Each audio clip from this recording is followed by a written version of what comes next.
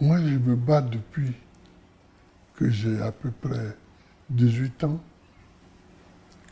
Je me bats pour la Côte d'Ivoire, mais je me bats surtout pour l'Afrique. Mais se battre à 80 ans, on est un peu diminué, Monsieur le Président, non? Non, non. Il ne faut pas juger comme ça. Il faut voir si les raisons des batailles ont disparu. Et les raisons n'ont pas disparu. Après La tout ce que vous avez... liberté pour les hommes, les indépendances pour les États africains, l'égalité entre les Noirs africains et les autres hommes de la terre, tout ça, ça n'a pas disparu. Ça n'a pas disparu, Monsieur le Président, mais en Donc même temps... il faut se battre. Il faut se battre, mais en même temps, on se dit, il y a de la jeunesse. Oui. Pourquoi vous ne promouvez pas plutôt cette jeunesse-là pour prendre la place et vous reposer? Parce que Mais vous on y avez les droit promeut. maintenant. Mais pourquoi les promouvoir peut-il vouloir dire s'asseoir? Même l'acte de les promouvoir, ça fait partie du combat. Donc vous pensez que, Oui. à votre âge, vous devez être encore à la tête pour promouvoir ces jeunes-là, pour mener ce combat-là? Moi, je vais me battre jusqu'à la fin de ma vie. Je vais me battre parce que les combats des Nkrumah, des Lumumba, ce n'est pas achevé. Mais peut-être que les jeunes devraient prendre la relève. Monsieur le Président, vous avez été pendant 7 ans à la Cour pénale internationale comme prisonnier. Vous êtes resté encore quelques années en Belgique en attendant que vous soyez acquitté. Vous l'avez été. Vous êtes revenu au pays depuis 3 ans maintenant. Et vous êtes en train de vouloir à nouveau être candidat, mais pèse sur vous une condamnation de 20 ans qui ne vous permet pas d'être éligible. Comment vous allez faire pour être candidat lorsqu'on sait que vous avez ce coup près-là qui vous interdit d'être candidat? C'est tout ça la bataille. C'est tout ça la bataille. Mais pour faire court et expliquer, cette condamnation vient du fait qu'on m'accuse d'avoir braqué la BCEAO, c'est-à-dire la Banque centrale des États de l'Afrique de l'Ouest.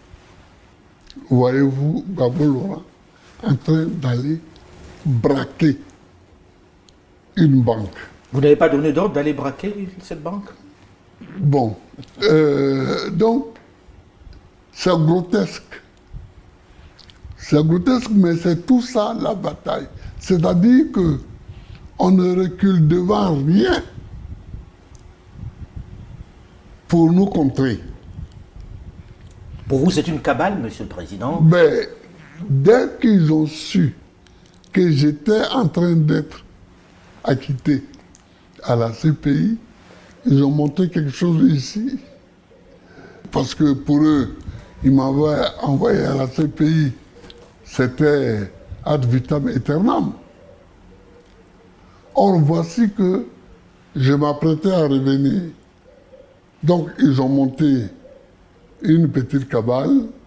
Pour vous, c'est une cabale, il n'y a rien à vous reprocher sur ce braquage-là de la BCEAO? Mais vous ne vous reprochez rien? Il n'y a jamais eu de braquage. Quand j'étais président, on a voulu, comme on le fait aujourd'hui pour les États de l'AES, on a voulu faire en sorte que, à l'intérieur du pays, la population se révolte contre moi. On a coupé le robinet. Voilà. Donc, on a voulu m'empêcher de payer les salaires. Un matin, j'allais au conseil des ministres et j'apprends par la radio qu'un certain nombre de banques ont fermé et que tous les dirigeants sont partis hors du pays et c'était la fin du mois. Donc les salaires étaient déjà positionnés. Donc il ne fallait pas que les banques ouvrent. Donc j'ai décidé, arrivé au conseil des ministres, de nationaliser ces banques-là et d'y affecter illico presto des Ivoiriens qui ont procédé au paiement des salaires. C'est ça le braquage? C'était le braquage, ça. Donc on ne vous accuse pas de vous être enrichi avec ça, non. C'est d'avoir payé les salaires. Voilà. Et donc, on a payé tous les salaires. Et quand on a vu que le braquage ne prenait pas avec moi, c'est là qu'on a décidé de me vitrifier. On va parler de la vitrification. Voilà. Monsieur le Président, Oui. pour vous, qui fait cette cabale? Qui organise tout ça? Oh, est-ce que dans la situation où je suis, dans la situation où se trouve la Côte d'Ivoire, il est important, est-ce qu'il est important de citer des hommes ou des pays? C'est pas la peine. On aurait bien voulu, Monsieur le Président. Mais Ouais. comprenez qu'on ait envie d'entendre des noms, mais bon, vous avez choisi par correction de ne pas citer les noms. Mais Monsieur le Président, aujourd'hui, il y a un risque que vous ne soyez pas candidat. On a entendu le patron, le président de la Cour électorale indépendante dit que vous êtes inéligible. Comment comptez-vous faire pour être candidat dans ce cas? Mais vous savez, en 1990,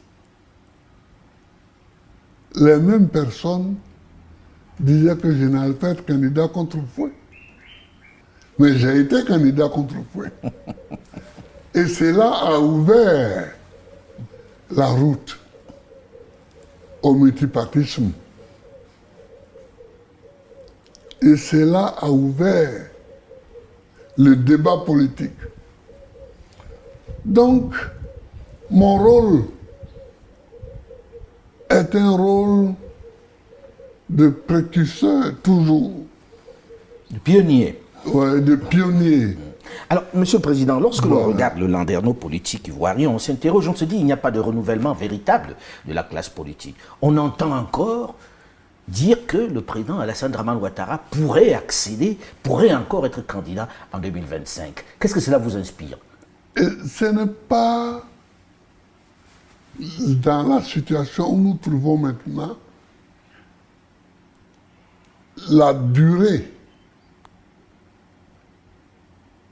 d'un homme sur la scène politique qui a un problème. Mais c'est le respect de la loi. Comment ça? Ce que Alassane fait et qui est condamnable, c'est ne pas qu'il soit candidat, mais qu'il soit candidat pour un 4e mandat. Alors que la Constitution dit de façon claire et nette qu'aucun individu ne peut être président pour plus de 2 mandats. Pour vous, il est dans l'illégalité. Mais total. Et c'est ça. Alors les gens disent Alassane. Non, non, non.